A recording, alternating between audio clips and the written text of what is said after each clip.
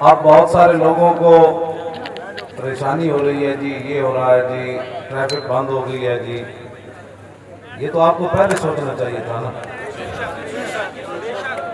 ہم نے پہلے آپ کو کہا تھا کہ یہ کام نہیں کرنا. اب آپ کو سارے درد اٹھے ہیں تو بے شک آپ کو اٹھتے رہے گا. ایک گستاخ رسول عورت کے لیے آپ نے دنیا کے اربوں مسلمانوں کو تکلیف پہنچا کر اب تمہیں درد ہوا ہے. اللہ کرے تمہارا درد اور زیادہ ہو، تمہاری نسلیں بھی اسی درد سے کراتی ہوئی دنیا سے جائیں. شرم نہیں آتی آپ باتیں کرتے ہو. دوسرا اعلان کہ جب تک یہاں لاہور سے اعلان نہ ہو کسی جگہ کوئی دھرنا نہیں اٹھانا. لاکھ کوئی اعلان کرتا رہے، آپ سارے جہاں تک میری آواز جا رہی ہے پورے ملک میں ٹی وی، ہاں جی، جب تک یہاں سے اعلان نہیں ہو آپ نے بیٹھے رہنا ہے، چاہے سارے شہید ہو جائیں. قبریں کھودنے والا بھی کوئی نہ رہے، توجہ، قبریں کھودنے والا بھی کوئی نہ رہے، کفن دینے والا بھی ہمیں کوئی نہ رہے. جب روح نکل گئی تو پھر بدن کی کیا بات رہ گئی. جب بکرا ذبح ہونے کے لیے تیار ہو جائے تو پھر اس کے قیمے بننے سے کیا ڈر ہے اس کے اندر. اس واسطے بالکل یہ واضح اعلان ہے. یہ سارے اگر مگر پہلے تمہیں نہیں پتا تھا اور تمہیں ساری معلومات تھی اور تم نے کفر کو خوش کرنے کے لیے کام کیا ہے تو پھر سمجھ لو ہم حضور کی رضا تو پھر حضور کی رضا ہے، لیکن ہم اپنی غلامی کا اظہار ایسے کریں گے کہ دنیا دیکھے گی. اچھا بھائی توجہ، اپنے پوری ہوش و حواس، آپ کو اپنے ہوش و حواس کے اندر ہے، بیٹھے ہوئے ہاتھ نیچے کریں. جس نے واقعتاً نبی علیہ السلام کی عزت آبرو کے لیے گردن دینی ہے وہ ہاتھ کھڑا کرے.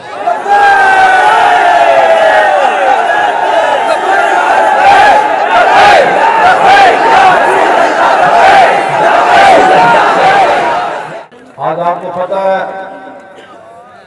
غازی ناموس رسالت اور شہید ناموس رسالت اور ملکہ برطانیہ کے تاج کے اندر سوراخ کرنے والا اور ملکہ برطانیہ کے حواریوں کو ناکو چنے چبوانے والا اور ملکہ برطانیہ کے اس شاہی غرور کو خاک میں ملانے والا حضرت غازی المدین شہید کا عرس مبارک ہے. وہ آپ کے مزار پر انوار پر ہونا تھا تو چونکہ یہ معاملہ بن گیا تو غازی صاحب نے بھی کہا شاباش. وَيَمْكُرُونَ وَيَمْكُرُ اللَّهُ وَاللَّهُ خَيْرُ الْمَاكِرِينَ.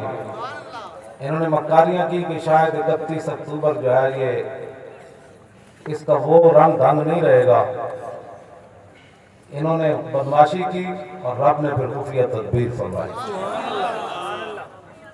مسئلہ ناموس رسالت اور اجاگر ہوا اور غازی صاحب کا عرس جو ہے وہ کئی گنا اور بڑھ گیا.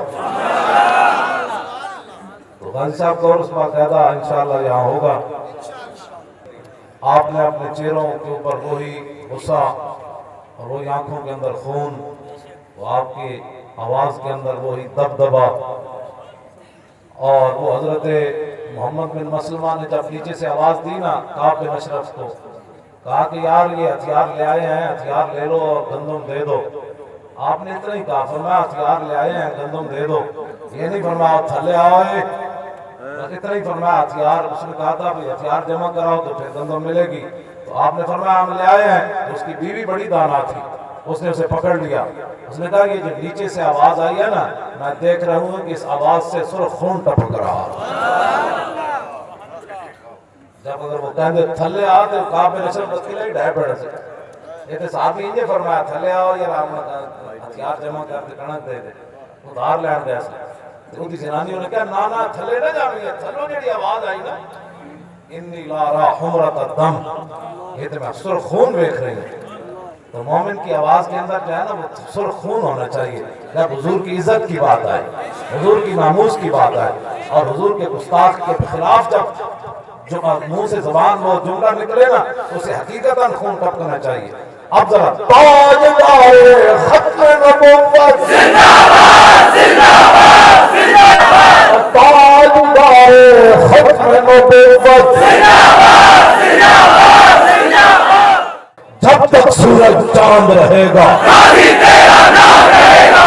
معراج پال اور اس کی ساری ذریت تک جب تک سورج چاند رہے گا غازی تیرا نام رہے گا. جب تک سورج چاند رہے گا غازی تیرا نام رہے گا. جب تک سورج چاند رہے گا غازی تیرا نام رہے گا. جب تک سورج چاند رہے گا غازی تیرا نام رہے گا. جب تک سورج چاند رہے گا غازی تیرا نام رہے گا.